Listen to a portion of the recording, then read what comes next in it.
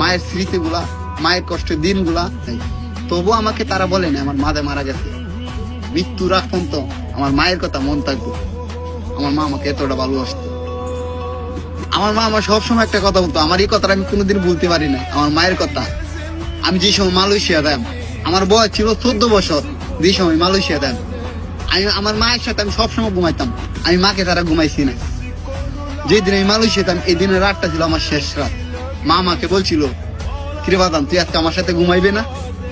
এই সময় আমার বাড়িতে অনেক মেহমান ছিল। আমার ঘরটা ছিল একবারে ছোট্ট একটা ঘর, আমার ঘরটা এরকম বড় ছিল না।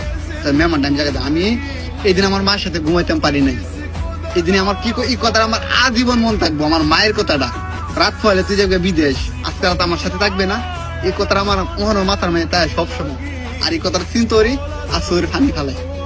যখন আমি মালয়েশিয়া যাই, আমার মায়ের কি কান্না, মায়ের কি চোখের পানি আমি দূরে রাখতে পারি না।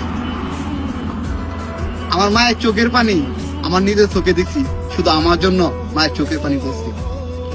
আমি যখন মালয়েশিয়া গেছি, মালয়েশিয়া যাওয়ার পর আমি একটা সাপ্লাই কোম্পানি পড়ছিলাম।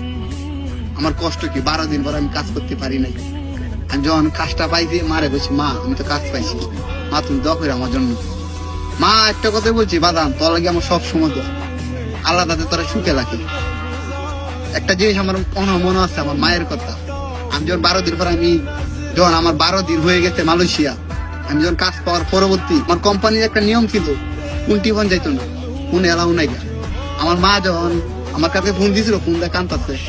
কান্দার পর আমি মাকে একটা কথা বলছি, মা কিভাবে থাকবো এই প্রবাসে, কই তুমি আমারে বুঝাইবা আর আমার তোমারে বুঝান লাগে। এই কথা আমি কোনোদিন বলতে পারবো না।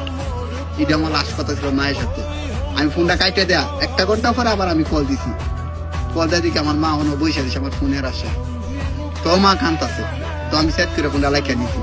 আমার মায়ের সাথে কথা বলি নাই, কারণ আমার মা কান্দাছে। আমার কত কষ্ট হয়।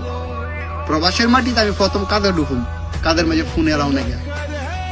যখন আমার মা মারা যায়, আমি বলতে পারি না, আমি জানি না, আমার ফোনে এলাও নাই, ফোনের ডাটা বন্ধ। কিভাবে জানি আমাদের বসের নাম্বার কেমনে দেশ থেকে জোগাড় করছি, বসের কাছে কল দিছি। কল দেওয়া বলতেছে, মি জান তুই বাসায় চলে যা। আমার ভিতরে ডরা হয়েছে। আমি 2 মিনিট ফোন টিপছিলাম, আমার মনে হয় সিসি ক্যামেরা মাঝে আমার ফোন টিপাটা দেখে শিখে নাই। তবুও আমাকে তারা বলে না আমার মাঝে মারা গেছে। যখন আমি বাসায় চলে গেলাম, কান্তাছি আর ভিতরে তো বয়ে আছি। পরবর্তী আমাকে বলছি, তোর বাড়ি ফোন দি, তোর মা মারা গেছে।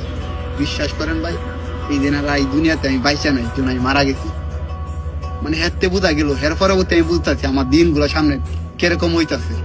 তুই একটা জিনিস, মা আমার জন্য দেয়া গেছে, একটা দোয়া করে দেখেছে মা আমারে। কোনোদিন আমি সফলতা ছাড়া কোনো কিছু পাইছি না। জিয়ান হইতে আমি সফলতা পাইছি। ব্যর্থ বলতে আমার জীবনে কোনো শব্দ ছিল না। তো মায়ের স্মৃতিগুলা, মায়ের কষ্টের দিনগুলা, মায়ের যে কথা বলছে মায়ে আমাকে, এগুলো আমি কোনোদিন বলতে পারিনি। মৃত্যুর আগ পর্যন্ত আমার মায়ের কথা মন থাকবে। আমার মা আমাকে এতটা ভালোবাসতো।